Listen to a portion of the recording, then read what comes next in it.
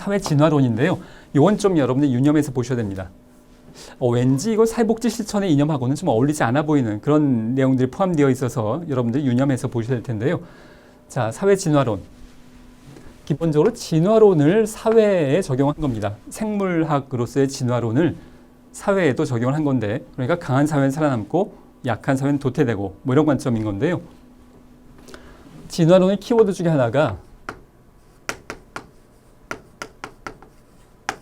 경쟁입니다. 이것도 엄밀하게 들어가면 경쟁만 이야기하진 않지만 우리가 지금 시험을 준비하는 입장에선 그냥 진화론 나오면 경쟁 이렇게 키워드로 기억하시는 게 좋습니다. 그러니까 도태가 경쟁에서 뒤지면 도태되는 것.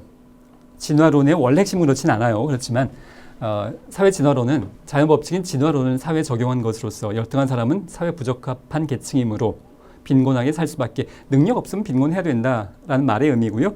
자, 그래서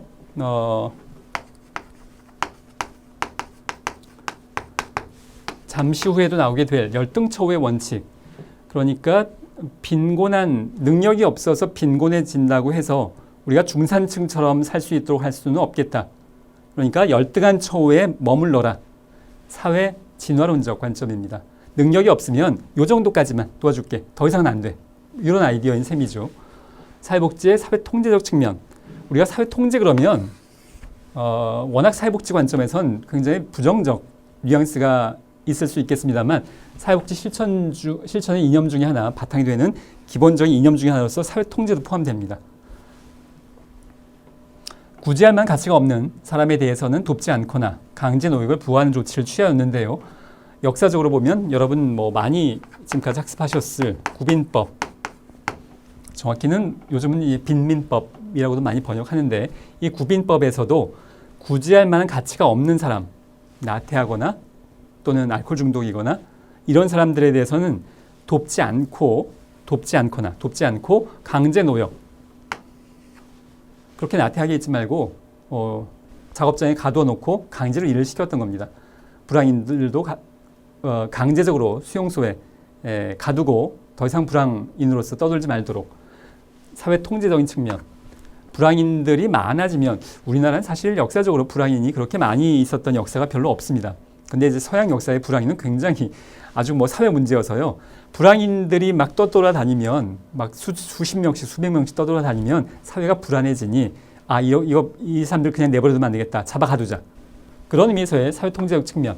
이게 사회 복지의 한 이념적 기반이었다는 것. 다른 거하고 좀 어울리지 않아요. 그렇지만 우리가 항상 아름답고 선한 것뿐만이 아니라 사회 통제, 사회 진화론도 사회 복지 실천의 이념 중에 하나라는 것. 여러분 기억하셔야 됩니다. 자, 네 번째 개인주의. 이것도 조금 뭐 의외다 싶은 부분이 있을 겁니다.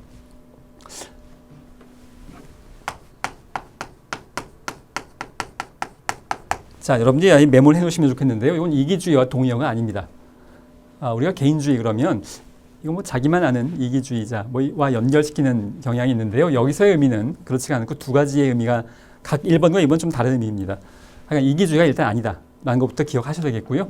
개인의 권리를 존중하는 이념으로서 개별화 원칙에 따라서 클라이언트의 개별적 특성, 우리가 앞으로 하게 될 내용 중에서도 개별화, 클라이언트 한 명 한 명을 개별적으로 접근하자의 아이디어를 개인주의라고 표현한 거라고 볼 수 있겠고요. 최근 몇 년간 많이 흔하게 사용되고 있는 단어 중에 하나,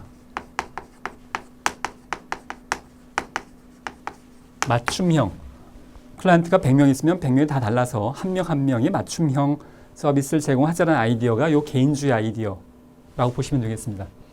자, 동그라미 1번과 동그라미 2번은 근데 좀 다른 내용인데 요 두 가지를 다 의미한 건데요.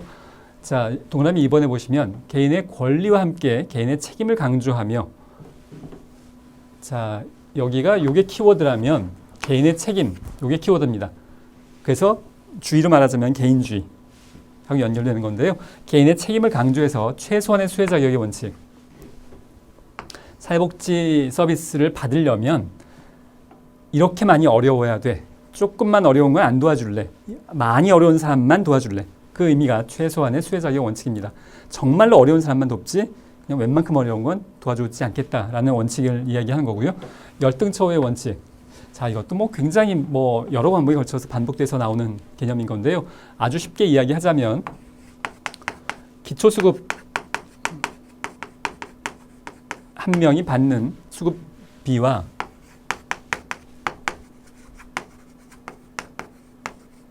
사람들이 노동을 해서 근로를 해서 받게 되는 최저임금, 이것보단 열등해야 된다, 낮아야 된다는 말의 의미입니다.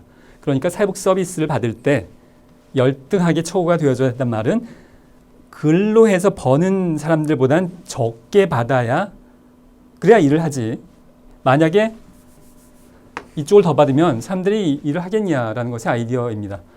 이 상황이 되지 않으려면 기초수급은 최저임금보단 열등해야, 그래야 사람들이 여기 있지 않고 나가서 일을 하게 된다라는 아이디어가 열등처우의 원칙이고 개인의 삶에 대한 책임을 강조하고 있는 것이라고 볼 수 있겠습니다.